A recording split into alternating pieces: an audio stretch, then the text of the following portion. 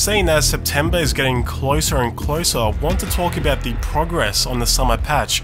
It still hasn't been confirmed when the patch will arrive, but I imagine if everything goes to plan and Zavod managed to fix all the problems, then my assumption would be sometime late September.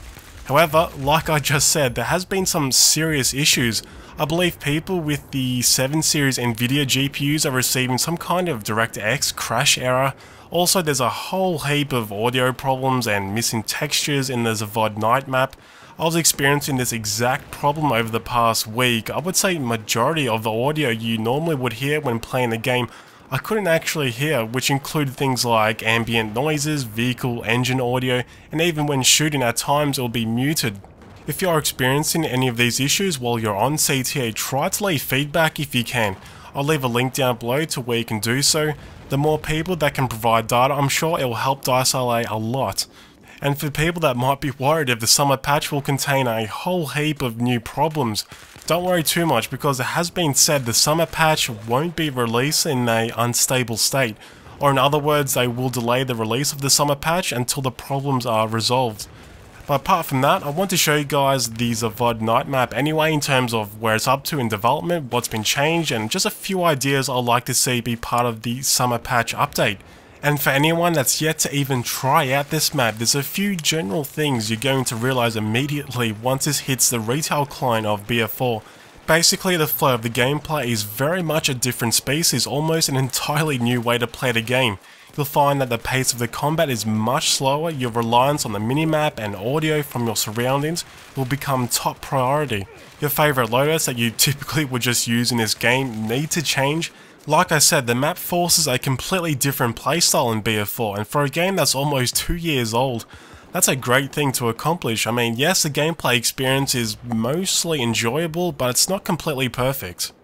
Before I talk in more detail about the Zavod night map, I want to talk about an idea I think could work really well for the summer patch and even the night operations project.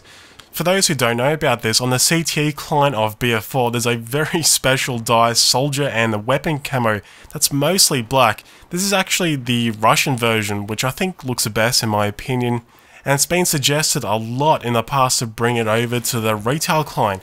Well, this is probably the perfect time to bring in a mostly black weapon and soldier camo into the game. I'm thinking as part of the Zavod night map, Zavod can add in some kind of night operations assignment that can reward the black camo, seen as obviously it suits a nighttime setting. It doesn't have to be named DICE, I'm sure they can come up with some clever name like Night Ops. The assignment can contain some tasks to be completed, like for example you need to play on the Zavod graveyard shift map for 20 hours, let's say get 5,000 objective base points and get 100 kills, which all need to be completed on the new Zavod night map included in the summer patch. People most likely already will want to play on this map once it's released, but I'm sure this assignment could incentivize it a lot more.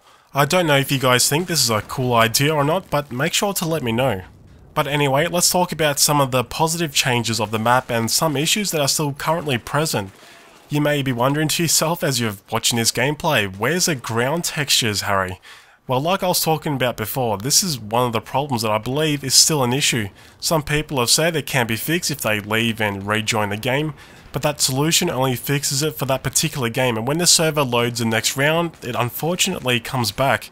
Apart from all the problems though, there's some really good news. The MAA tank and the scout heli have been removed from the Zavod night map version, which was absolutely needed. If you've been playtesting the map over the past month or so, the MAA with the IRMV, Zuni rockets, miniguns and the APS is pretty much the ultimate infantry killing machine in a nighttime setting.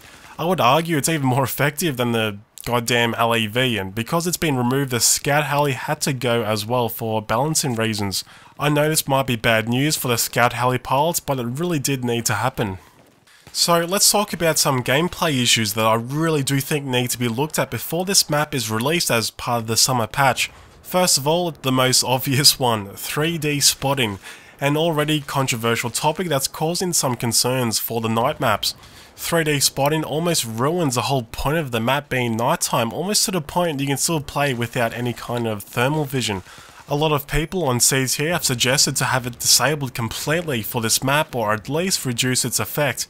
We all know 3D spotting is here to stay, so I propose for Zavod to change the way it works on this map, or else I fear it's going to result in a bad gameplay experience for some players once it hits the retail client. I want to see the range you can spot an enemy toned down to maybe 30 meters or so. At the moment I believe it's 200 meters. Maybe even implement some kind of dynamic transparent derator that becomes more and more transparent the further away you are from your target, so it's harder to see. And moving away from 3D spotting itself, maybe even remove passive spotting mechanic as well. As far as I can tell, I haven't read any kind of definite response from Zavod saying if they do plan to change it, and even though the patch probably isn't set to release until late September, we need to remember it first needs to pass console certification, which does take some time, so I can't imagine there being a whole heap of time left over to make some big tweaks. If you agree or disagree with the 3D spotting tweaks, make sure to leave your thoughts down below. The next problem isn't a huge issue, it's something you may or may not have ever noticed. The player models have a complex shader and have an element that helps players identify each other. The issue is, in a nighttime setting, the player models start to shine at times and stand out even in complete darkness. I want to thank a Reddit user that captured these screenshots here. His original post is in the description. I believe he was the first one to bring it to our attention.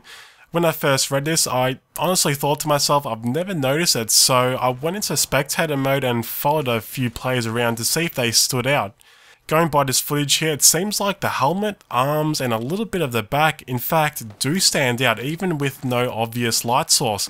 As we can see, this player is standing in complete darkness, and for some strange reason, we can perfectly see his helmet and arms, even though the rest of his body is black. Before I finish the video, I want to make one last suggestion. I would like to see all the flashlights and laser sights turned off by default. If you're playing in any of the night maps, the problem is, of course it being nighttime, if you spawn in a whole heap of darkness with your laser sight or flashlight turned on, it can give away your position really damn quick. This actually happened to me quite a few times as I spawned and died almost instantly, to the point I eventually just took the damn attachments off. You might be wondering though, why would you use a laser sight or a flashlight on a night map?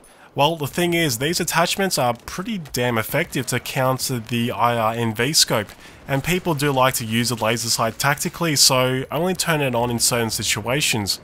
So making it so they're turned off by default when you spawn can stop those potential instant deaths when spawning, or hell, even better, it would be great to give us an option in the gameplay settings where we can select it ourselves to have them turned off or on by default across the game.